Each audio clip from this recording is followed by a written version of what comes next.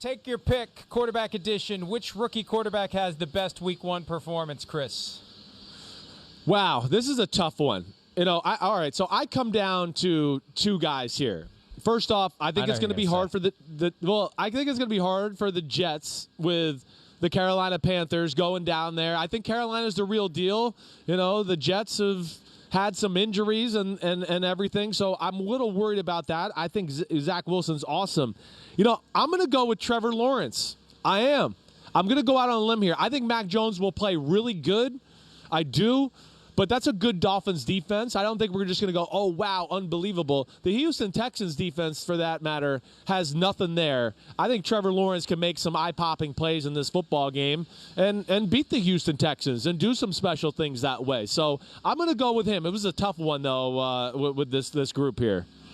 Well, and look, if it was the Jets going to Houston and the Jaguars going to Carolina, you would say Zach Wilson because the opponent has something to do with it. I'm going to go ahead and say Mac Jones. I think they've known this is coming from the moment that they called his name on the first night of the draft, and they know they're facing a guy in Brian Flores who knows the offense well. They're going to be ready, and they're building toward Week 4 when Tom Brady comes to town, and they got a pretty clear reminder last night of what Tom Brady can do. They're going to have Mac Jones ready to do some things on Sunday. Which second-year guy has the best Week 1 performance? Wow. Well, I mean, I don't expect Joe Burrow. I got to see it to believe it, first off. Justin Herbert's playing the Washington football team. I would expect that to be one of the better defenses in football. I think I'm going to go with Jalen Hurts. Here. I have a lot of faith in Nick Sirianni, as you've heard me say before. Shane Steichen, the offensive coordinator. I think the Eagles' offensive line can be dominant. I don't know if Hurts is going to blow us away with a ton of passing stats. I think it'll be good. But I also think there's going to be a run element to his game. And then I just look at Atlanta's defense, and I don't know. I just don't think it's that talented. So when I break it down, I think Tua's going to be in a tough spot against that Patriots defense. Yeah, I'm going to go with Jalen Hurts in this one. I'm going to stick with Justin Herbert, though. I know it's a tough spot for the Chargers right out of the gates, but I'm on the Chargers. Drew Brees is on the Chargers, which makes me feel even better. A lot of people think I was nuts to put the Chargers in the top 10 in the power rankings. Hey, if they're going to be what I think they can be, you got to go to FedEx Field and knock off WFT, even though, on paper you look at it and say maybe Washington wins that game. I think Herbert's going to have a big game. And, again, our picks are coming in the Joint Mega Picks podcast later today. Which quarterback will have the best debut with his new team, Chris? I do think Wentz has a chance to be big in that game, of course, because, again, I have faith in their offense, their game planning ability. They're going to have knowledge of the Seattle defense. I mean, their own defensive coordinator runs the Seattle defense, so there is knowledge there.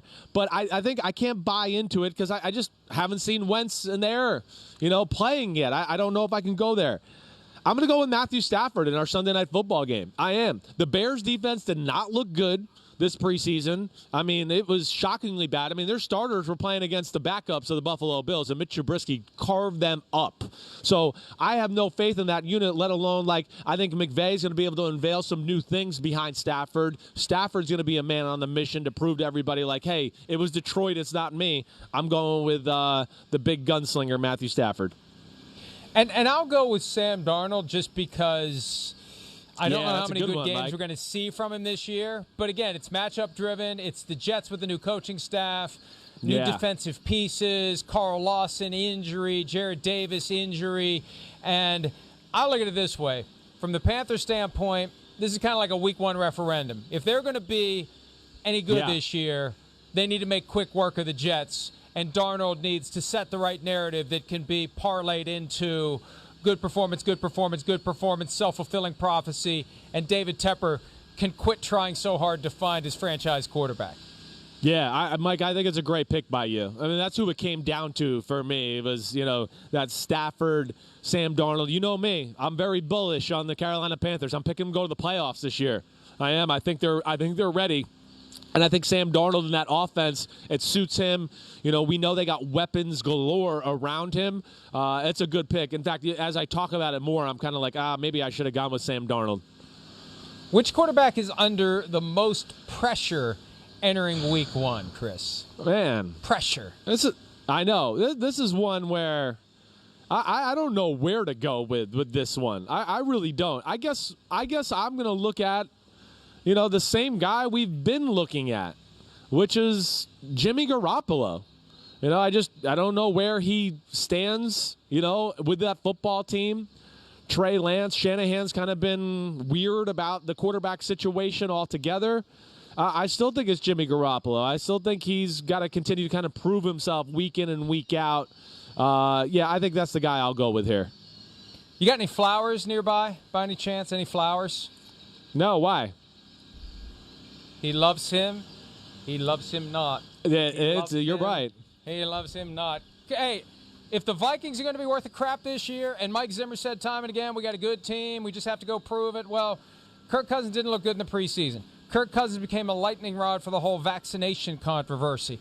And they're going to Cincinnati. They should destroy the Bengals. I said earlier this week, I was on with Paul Allen, KFAN. It should be like it was 1992 when the Vikings went to Old Riverfront Stadium and won 42-7. That's what it should be if the Vikings are going to be any good this year. And it's on Kirk Cousins to make something like that happen. Yeah, no question. I mean, pressure guys, too. I mean, I think Tua, just because everybody's looking at that situation, not a captain, right? I mean, there's a few that jump out to me. I mean, Bridgewater and Daniel Jones, both in that Broncos-Giants game, got pressure. I mean, we know everybody's expecting more from Daniel Jones. Bridgewater's got Drew Lock breathing down his neck. Carson Wentz, I think that's a pretty pressure-packed situation. So there's definitely some things to watch for as far as quarterbacks, having to perform at a pretty high level right as we start the year. Hi, I'm Mike Tirico, and thanks for watching. Make sure to hit subscribe for the latest news and highlights from NBC Sports.